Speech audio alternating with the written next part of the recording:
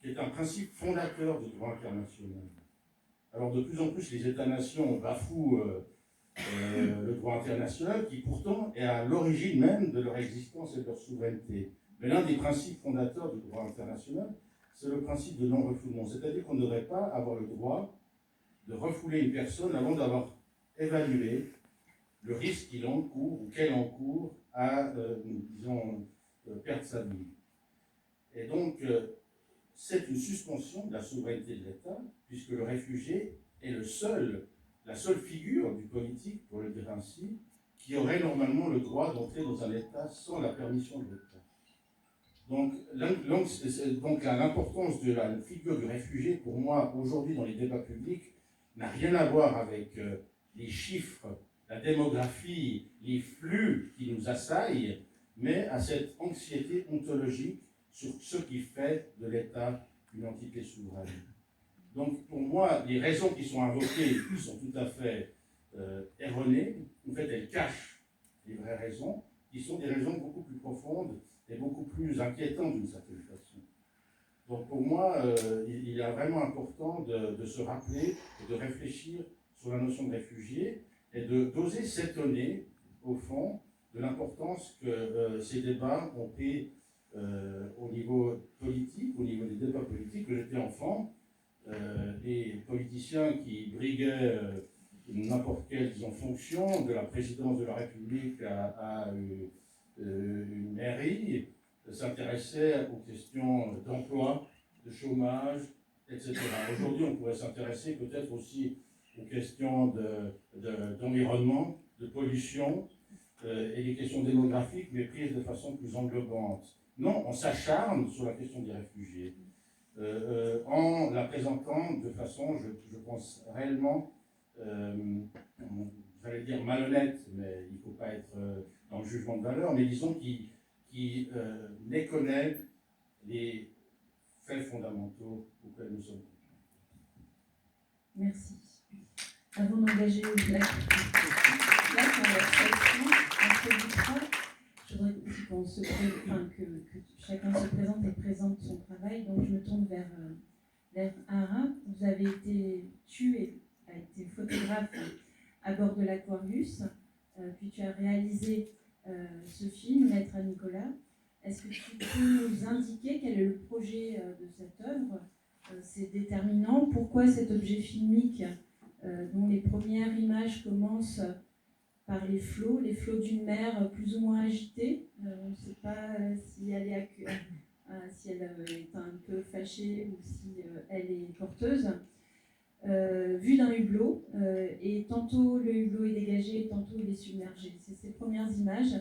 Donc, est-ce que tu peux nous en dire un peu plus sur ce que tu as voulu faire avec ce film et ce dont tu témoignes? Au-delà des chiffres, dont d'ailleurs on n'a pas donné de chiffres, on pourra en donner quelques-uns, mais ce ne sont pas les chiffres qui nous intéressent, comme ça a été dit par Alessandro. Allô. Bonjour, et déjà merci beaucoup pour de nous avoir invités, et c'est un grand plaisir de faire partie de ces rencontres parmi vous ici. Donc, pour commencer du début, deux mots sur mon parcours. Moi, j'ai fait des études d'art, je faisais de la gravure, et j'ai très vite senti que j'étais éloignée, que le monde artistique, de la façon où j'étais enseignée, de la façon où je le vivais à ce moment-là en Angleterre, faisait partie d'une bulle qui était ailleurs que les enjeux réels de la vie. Donc très vite, je me suis retournée à faire de la photo et du photojournalisme. J'ai fait un premier voyage en Palestine, où ça m'avait énormément marqué, et depuis j'ai commencé à vraiment faire de la photographie.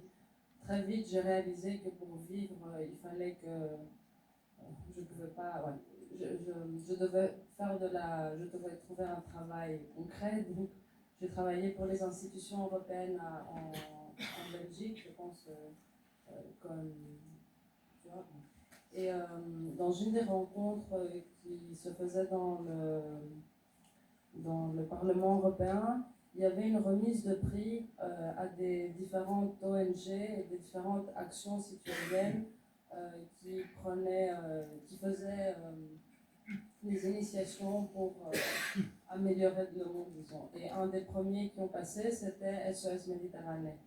Donc SOS Méditerranée, c'est l'ONG qui gérait le bateau Aquarius à l'époque, et maintenant c'est Ocean Viking, un nouveau bateau.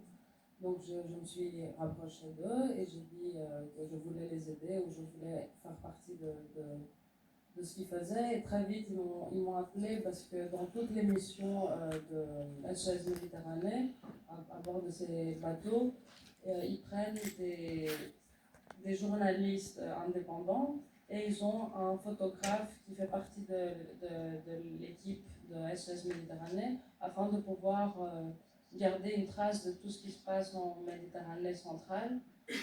Vraiment, où il n'y a aucun témoin en fait. S'il n'y a pas des photos, s'il n'y a pas des vidéos, s'il n'y a pas de témoignages des marins et des personnes qui traversent, personne ne sait ce qui se passe. Donc je me suis retrouvée à bord de ce bateau.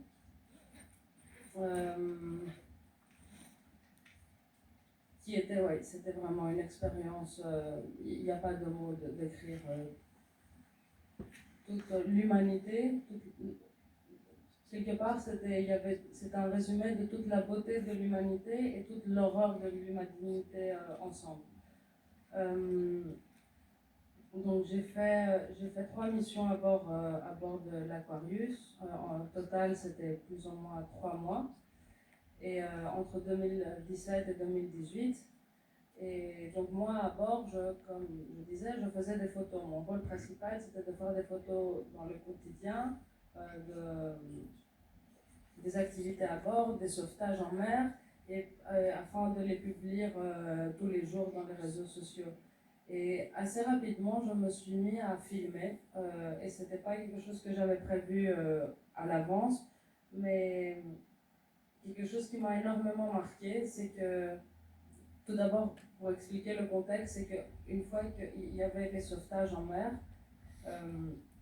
les gens venaient à bord. Donc déjà, pardon, de faire une parenthèse, quelque chose qui m'a énormément marqué pour rebondir à ce que tu disais.